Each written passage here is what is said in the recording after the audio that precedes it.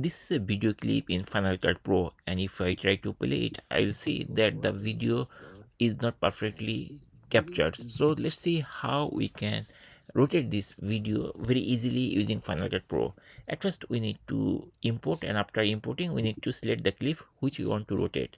So this is the video basically, and I selected by clicking here, and now I have to come to this section. This is called inspector section, and here there are a couple of icons are there.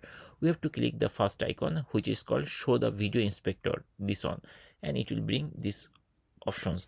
So if you try to rotate from here, you will not see the rotate option is there. So to do this thing, we need to show something. So here there is one section, it is called transform, and if we click here, if you actually move our cursor over there, we'll see there is a show button. We just need to click here, just on click, and it will bring this window.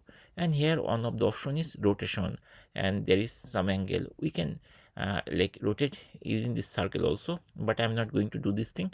I want to rotate like exactly fixed amount of angle, so I'm going to click here, and this box, there will be a box here. I need to type the angle which I want to rotate.